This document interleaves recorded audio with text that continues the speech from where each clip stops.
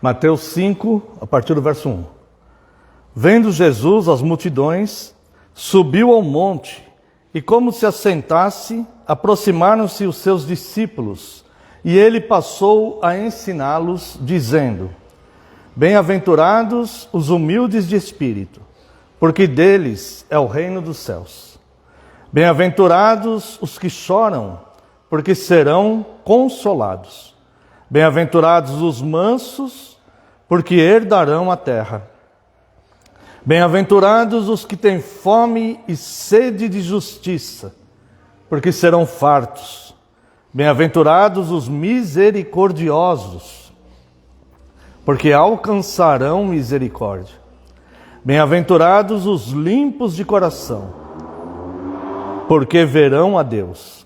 Bem-aventurados os pacificadores, porque serão chamados filhos de Deus. Bem-aventurados os perseguidos por causa da justiça, porque deles é o reino dos céus. Bem-aventurados sois, quando por minha causa vos injuriarem e vos perseguirem, e mentindo disserem todo mal contra vós. Regozijai-vos e exultai, porque é grande o vosso galardão nos céus, pois assim perseguiram os profetas que viveram antes de vós. Quero convidar a amada congregação também para a leitura do Salmo 33, verso 12. Feliz a nação cujo Deus é o Senhor, e o povo que ele escolheu para a sua herança. Vamos fazer uma breve oração. Pai eterno, bendito, precioso, santo, Deus compassivo, misericordioso, Deus bom, reto, justo, Deus que nos amou de tal forma que enviou seu próprio Filho para que todo aquele que nele crê não pereça, mas tenha vida eterna. A Ti, Deus, pedindo perdão pelas nossas falhas e pecados, nós clamamos e rogamos e pedimos Teu auxílio, Deus, porque estamos diante da Tua santíssima palavra. E homem nenhum, Deus, pode ensinar o que o Senhor tem para nos ensinar. Por isso, Deus, nós carecemos, nós necessitamos, Deus, nós imploramos, rogamos, que Teu Santo Espírito nos ilumine nessa palavra revelada. Ó Pai, que no nome santo e poderoso de Jesus, neste momento eu diminua e só prevaleça a Tua palavra, Senhor, porque a Tua palavra é a verdade. No nome santo e poderoso de Jesus é que nós oramos. Amém, Senhor. Amada Igreja do Senhor Jesus Cristo, venho vos proclamar Cristo, o Senhor da alegria eterna. Sim, o Senhor que dá alegria aos seus em meio às tristezas do mundo.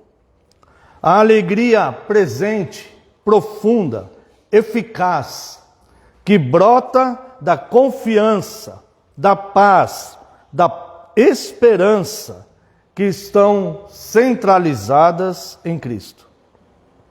Nós vemos nas Escrituras diversas passagens que contêm bem-aventuranças. Estas passagens nos mostram, como nós vimos aqui neste texto do Sermão do Monte de Mateus 5, nos mostram alegria no sofrimento. Veja aqui em Mateus 5, os versos 4, 10 e 11. Bem-aventurados que choram, porque serão consolados. Bem-aventurados os perseguidos por causa da justiça, porque deles é o reino dos céus. Bem-aventurados sois, quando por minha causa vos injuriarem e vos perseguirem, e mentindo, disserem todo mal contra vós.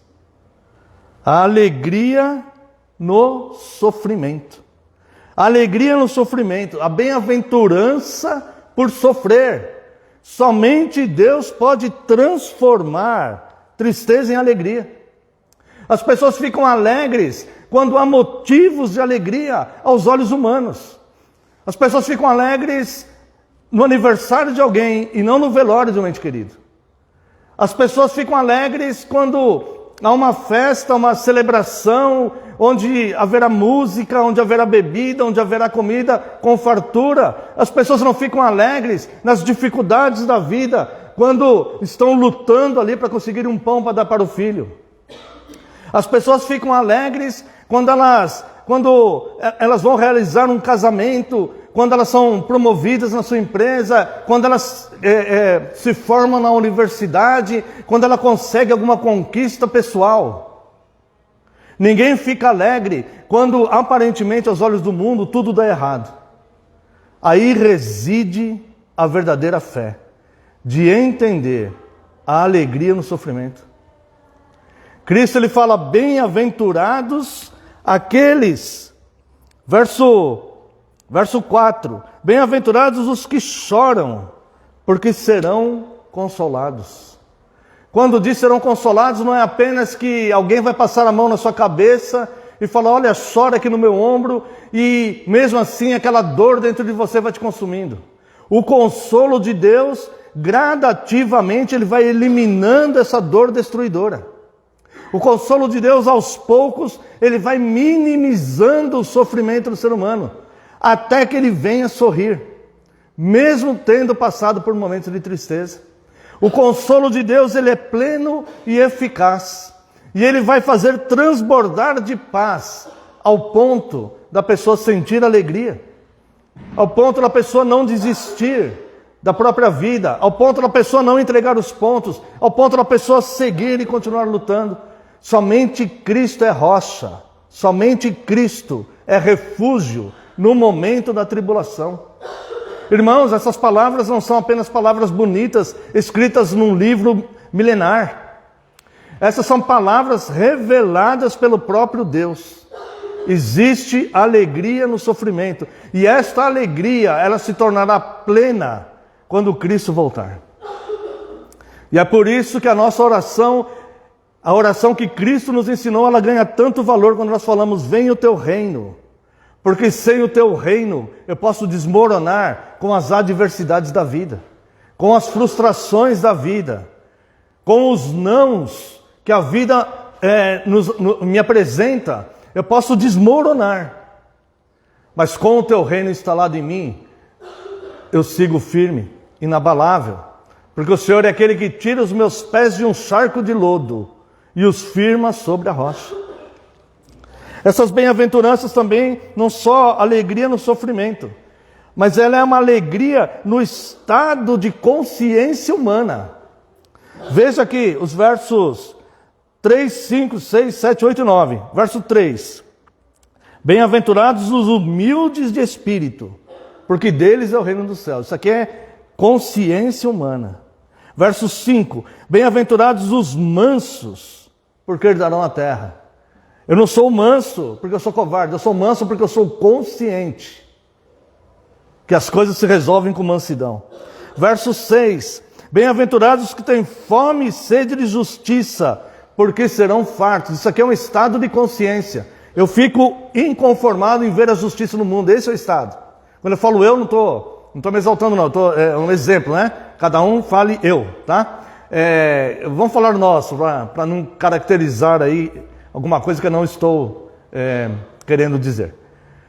Quando nós falamos temos fome e sede de justiça, é quando nós ficamos inconformados com as injustiças do mundo. Nós ficamos inconformados em ver pessoas sendo injustiçadas na nossa realidade. Isso é um estado de consciência. Verso 7. Bem-aventurados os misericordiosos, porque alcançarão misericórdia. Nós não somos misericordiosos à toa. Nós somos misericordiosos conscientemente, que existem pessoas sofrendo e está em mim o poder ajudar, em exercer misericórdia sobre essas pessoas.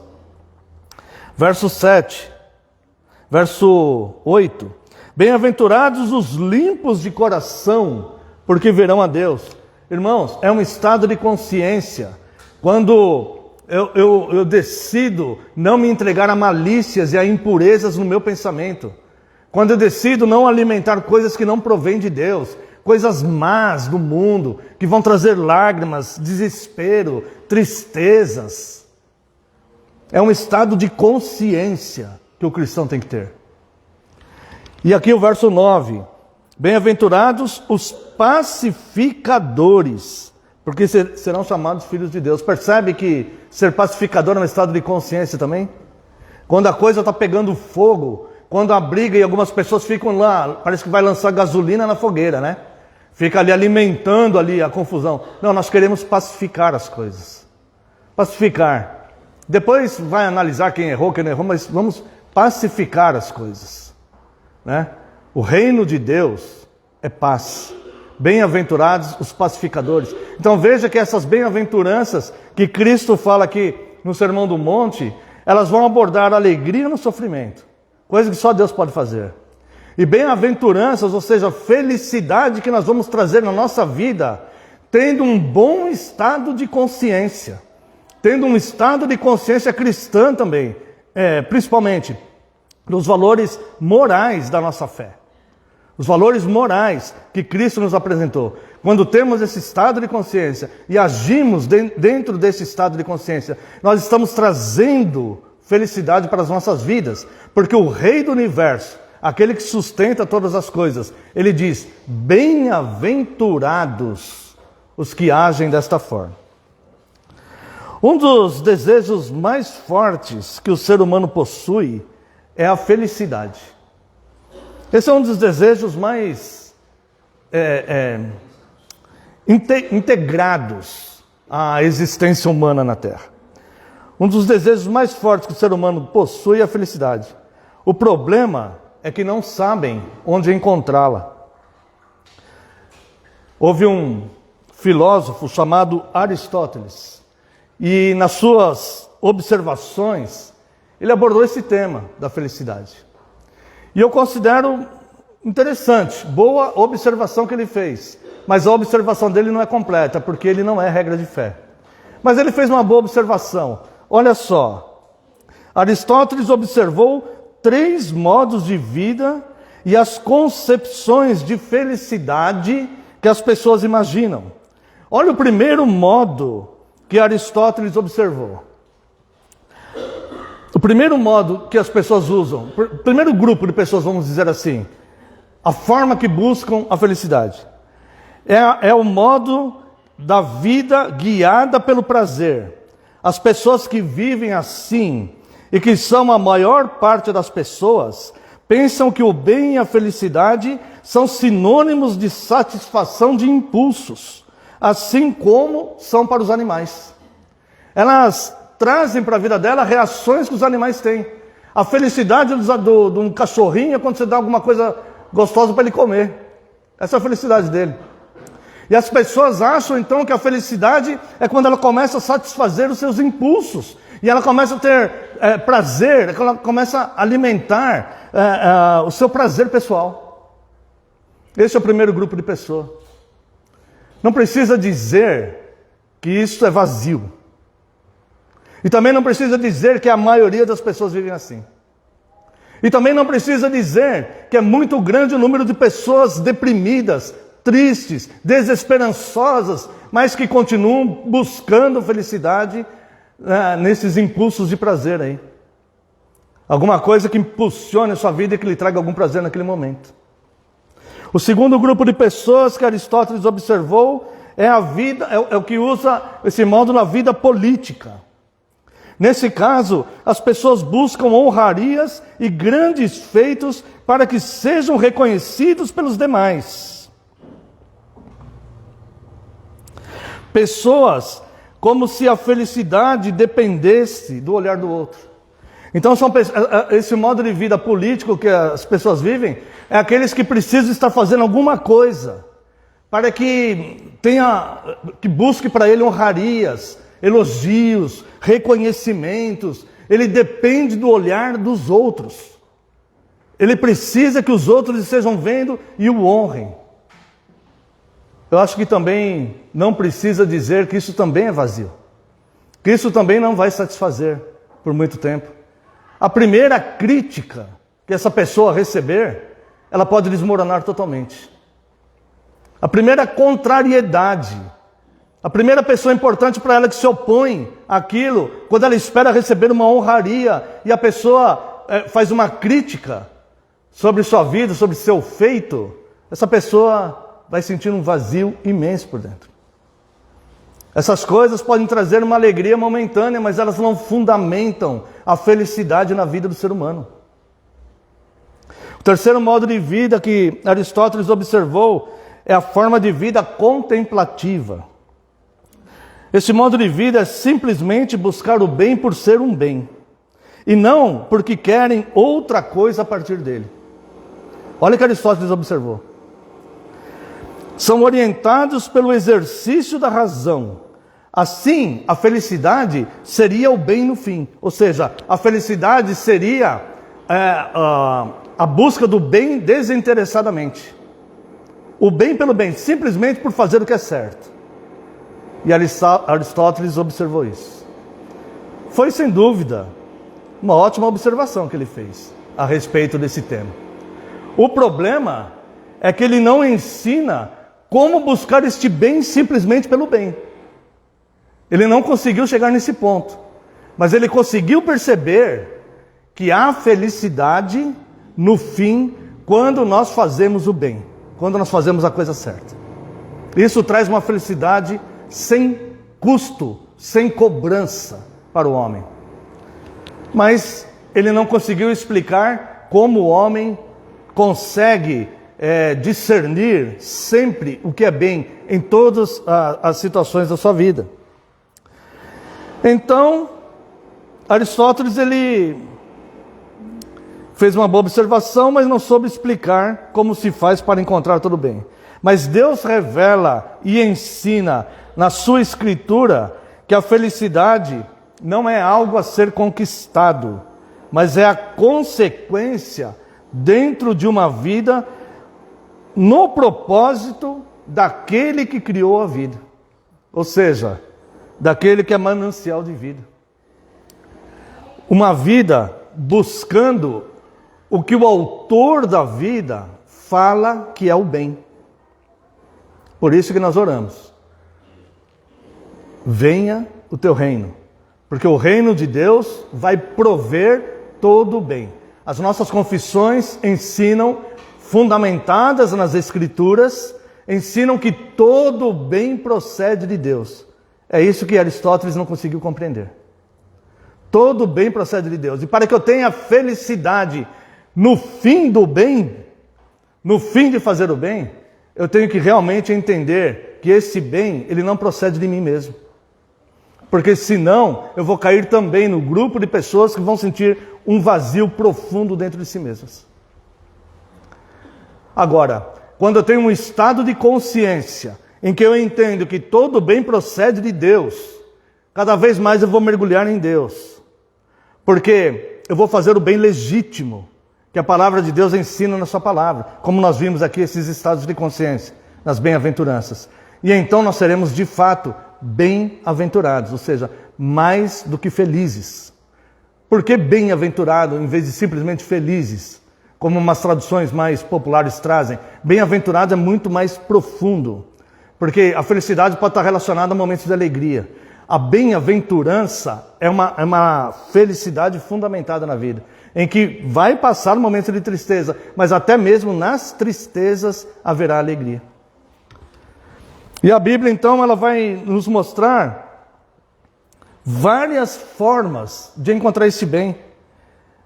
Nós nem vamos ler, porque talvez demore muito tempo. Vamos ler aqui dos Salmos, vai. Vamos ver como é feliz pelos Salmos aqueles que agem dessa forma. Salmo 1, verso 1. O livro dos Salmos, ele já começa com uma bem-aventurança. Bem-aventurado o homem que não anda no conselho dos ímpios, não se detém no caminho dos pecadores, nem se assenta na roda dos escarnecedores. Se a palavra de Deus não revela, Aristóteles não ia poder observar isso. Mas olha só, bem-aventurados aquele que sabe onde busca o conselho, que se desvia do mal e não se junta aos zombadores. Traz felicidade para a sua vida. Salmo 112, verso 1.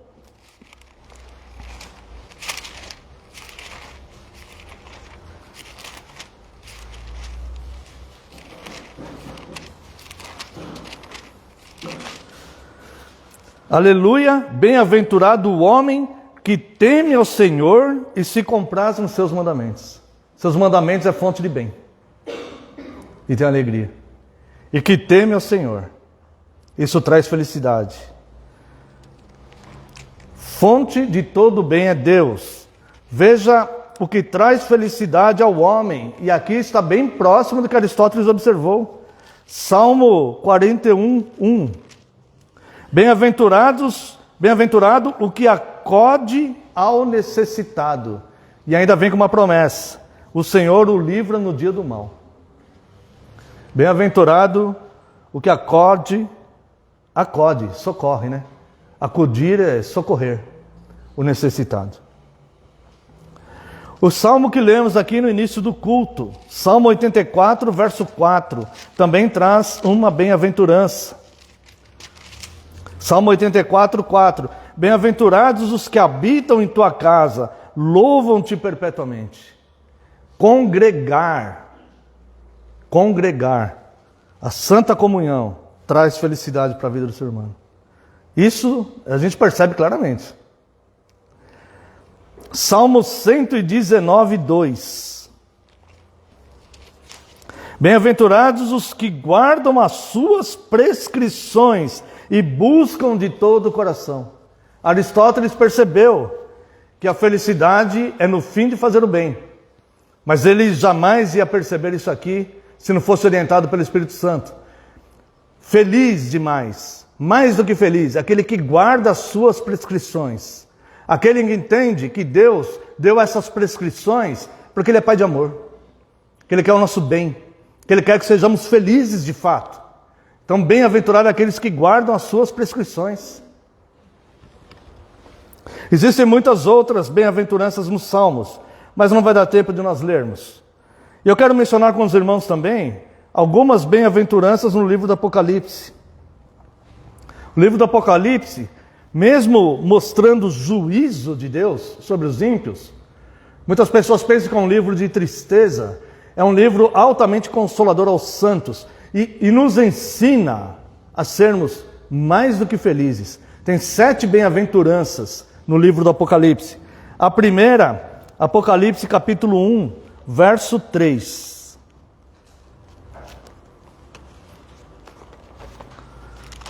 Veja o que nos traz alegria.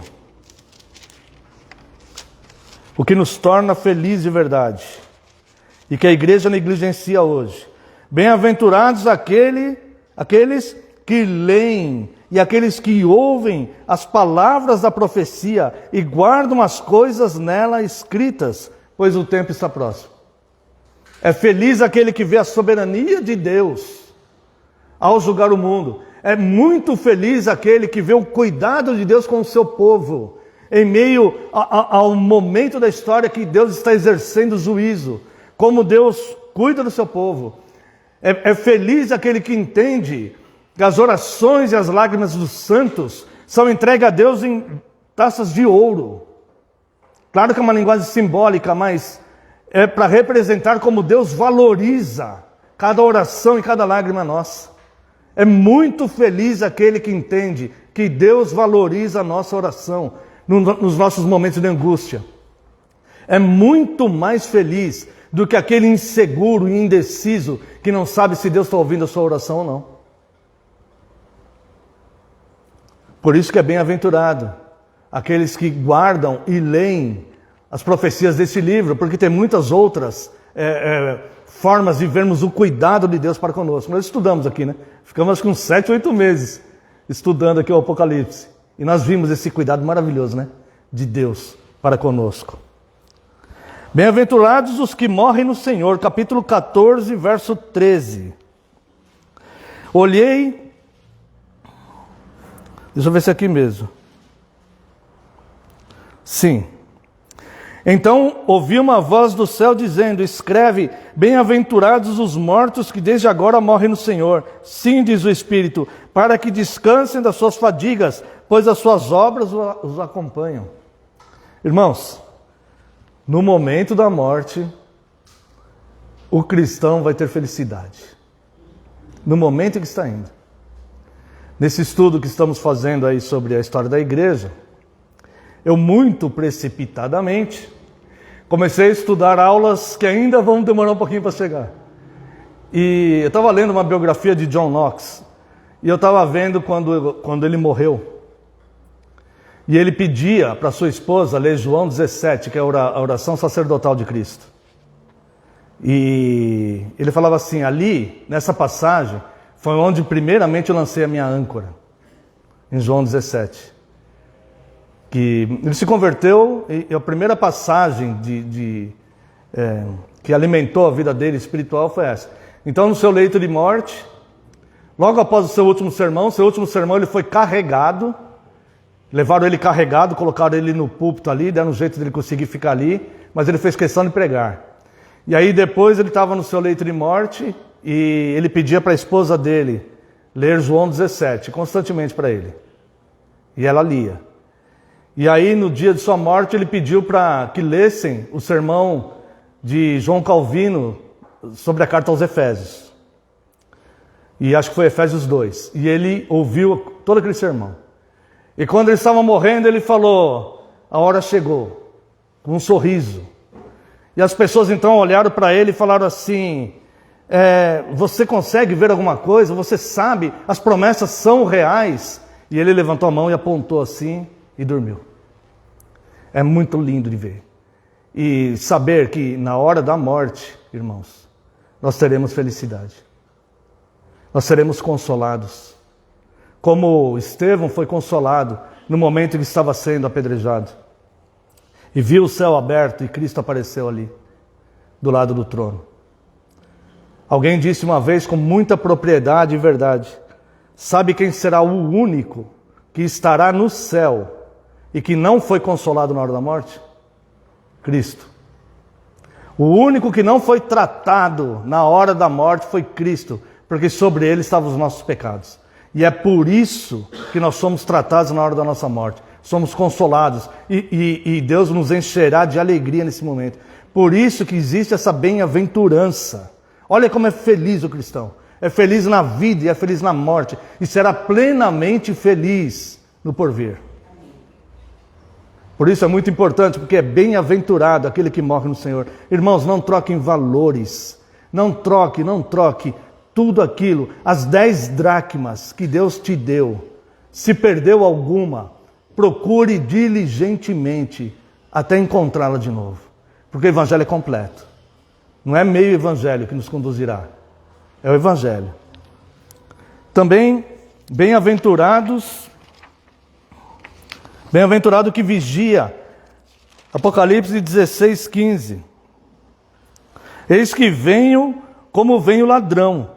Bem-aventurado aquele que vigia e guarda suas vestes, para que não ande nu e não se veja a sua vergonha. Bem-aventurado não é aquele que acha que Cristo está demorando, então ele vai se entregar aos prazeres da vida. Mas bem-aventurado é aquele que vigia, porque Cristo virá como um ladrão. Como quer dizer isso? O ladrão vem de surpresa, né? Então, é assim que Cristo voltará. Bem-aventurado, traz felicidade àquele que tem uma vida constante, vigiando sobre si mesmos. Irmãos, o ser humano tem que ter consciência como ele é vulnerável ao pecado. Como ele é vulnerável ao pecado. E é verdade também o que Calvino disse, que o nosso coração é uma fábrica de ídolos. Nós criamos ídolos para as nossas vidas. Pessoas que vão estar, em vez de estar em primeiro lugar o reino de Deus, vão estar pessoas ou coisas em primeiro lugar na nossa vida. Nosso coração é uma fábrica disso. Então o ser humano ele tem que ter consciência de quem ele é e viver no estado consciente, vivendo para obter as bem-aventuranças, aquilo que Aristóteles não conseguiu perceber. Bem-aventurados os que são chamados às bodas do Cordeiro. Bem-aventurados os que têm parte na primeira ressurreição. Verso 26. Aqui eu quero ver, ó. Bem-aventurado e santo é aquele que tem parte na primeira ressurreição. Sobre estes a segunda morte não tem autoridade. Pelo contrário, serão sacerdotes de Deus e de Cristo e reinarão com ele os 1000 anos. Muitas pessoas pensam que é assim. é salvos que estão mortos fisicamente e ímpios que estão mortos fisicamente. Então os salvos que estão mortos fisicamente vão ressuscitar primeiro. Essa é a bem-aventurança da primeira ressurreição. Não é isso. A bem-aventurança da primeira ressurreição é aquele que foi ressuscitado por Cristo porque estava morto em delitos e pecados de Efésios 2. Ali a palavra fala que eles foram ressuscitados. Pessoas fisicamente vivas, que foram ressuscitados espiritualmente. Esses são os bem-aventurados. Pessoas que passaram pelo processo da conversão. E aqui vai falar até inclusive de santidade, porque a segunda morte não vai ter autoridade sobre eles. A segunda morte, desses que não passaram pela primeira ressurreição, a segunda morte será condenação apenas. Bem-aventurados que guardam as palavras reveladas nesse livro, capítulo 22, verso 7, nós já lemos. E bem-aventurados os que se santificam. Apocalipse 22, 14. Bem-aventurados aqueles que lavam as suas vestiduras no sangue do Cordeiro, para que lhes assista o direito da árvore da vida e entrem na cidade pelas portas. Veja que aqui é uma ação humana. Aqueles que lavam as suas vestiduras. O que é isso aqui? Aqueles que se santificam. Lembra, nós fizemos um estudo aqui recentemente. O que é santificar? Santificar é separar o bem do mal. Sabe quando a pessoa lá, sei lá, está escolhendo feijão lá antes de cozinhar? Tira o grãozinho bom e tira o ruim. Põe o bom para um lado, o ruim para o outro, né? Santificar é isso, é separar. Olhar para a nossa vida e separar o bem do mal. Então, irmãos, a conclusão desse sermão é que há muita procura por felicidade e muita frustração por não alcançá-la. Mas a Escritura nos mostra o caminho para sermos felizes, mesmo ainda aqui neste mundo tenebroso. Então, para concluir mesmo, o que de fato então é ser feliz? Bem-aventurados humildes de espírito, porque deles é o reino dos céus. Não procure felicidade, procure ser humilde. Bem-aventurados os que choram, porque serão consolados. Não procure felicidade, procure não se conformar com o mal que existe no mundo. Bem-aventurados os mansos, porque herdarão a terra. Não procure felicidade, procure ter paz com todos. Bem-aventurados os que têm fome e sede de justiça, porque serão fartos. Não procure felicidade, procure fazer justiça, procure ser justo e ficar inconformado com a injustiça do mundo. Bem-aventurados os misericordiosos, porque alcançarão misericórdia. Não procure felicidade, procure usar de misericórdia com o seu semelhante. Deus preza mais a misericórdia do que o juízo para conosco. Que a gente possa prezar mais a misericórdia do que o juízo com o outro. Bem-aventurados os limpos de coração, porque verão a Deus. Não procure felicidade, procure se afastar da malícia e das impurezas que saturam essa geração. Bem-aventurados os pacificadores, porque serão chamados filhos de Deus. Não procure felicidade, procure zelar pelo bem-estar à sua volta. Bem-aventurados os perseguidos por causa da justiça, porque deles é o reino dos céus. Não procure felicidade, procure ser autêntico e com coragem na fé que você professa. Amém. E que você seja feliz de fato, porque a felicidade está no fim do bem.